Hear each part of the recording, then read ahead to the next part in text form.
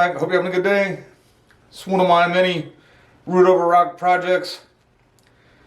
I haven't touched this guy since March. That's why it's got these really big leaves on it. I'm going to give it a hard prune today. But first I figured I'd take just a second here and show you the polar opposite. I worked this guy about a month ago. It was October 22nd. And out here it is coming out with really small leaves like that. I've been working this one about 2-3 times a year. Been trying to let it go through its respirators too. But that's pretty much the leaf size you can attain on these when you do prune them often enough. Alright, and then here we are back to this guy here. I did that just, this is of the same age group and the time period that I've had the trees anyway, of that other tree. And this one, it hasn't turned out to be as good of a project as Quick. And I actually think I did at one point realize part of this rock wasn't solid, and I have to almost wonder if it had some salt deposits in it, because when I did that work in March, like at first it looked like it wasn't going to recover, and then it would grow leaves, and as soon as they started getting anywhere near even just a normal size, like these smaller ones, these smaller newer ones, they'd turn yellow and fall off. At one point I moved it in the shade for quite some time, trying to just get it to rebuild some vigor. And now that it has, we're just heading into this time of year here where it's not going to do much growing. I'd like to go ahead and get some wire on it, maybe get it set as it heads into spring. This type of microcarpa, not only, is it the same type, I'm fairly well convinced that if you've let these build up enough energy and you're, either have a good light setup or you're here in Florida where they get plenty of sunshine through the winter months anyway, you can work them right now and they'll be just fine. And this thing does have plenty of energy built up.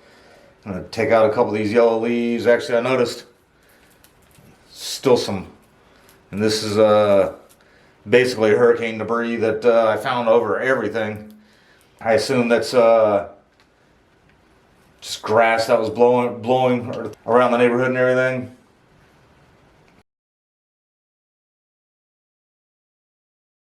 I will be intending to completely defoliate the whole thing, but also as I go, I'm going to go ahead and just prune off a few of the branches that just don't make sense as I kind of go along.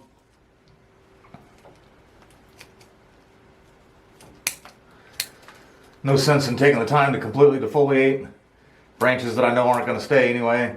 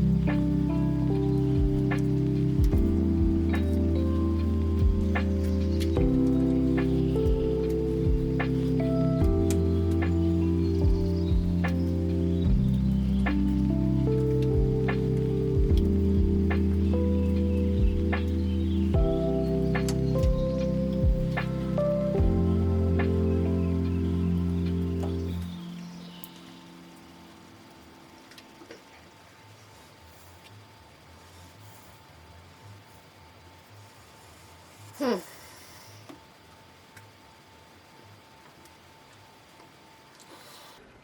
now that I can see it, I can see where maybe one of the bonsai snobs might even look at this thing and say, I'd just go ahead and toss it and get something new. I think I even mentioned it during the one video with the ginseng type ficus. I just really, I'm not going to throw anything away. I mean, I don't get connected to them like they were my kids or anything like that, but at the same time, I do feel like I should, you know, do my best to keep going.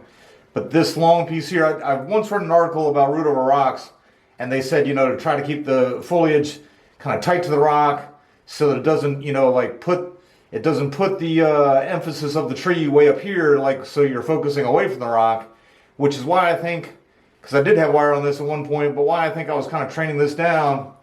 But now, you know, this piece is long, no taper at all, and about the best part of the root over rock feature here is these roots coming down. That was covering that up. And so that changes it quite a bit here.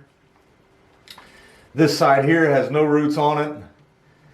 I suppose I intend one day, whenever I try to expose the rock a little more, probably maybe repotting it that way and actually having the substrate covering up some of that. And now at this point, I don't even think I'm going to get any wire on this guy or anything. I think I'll just leave it like it is now. Let it recover.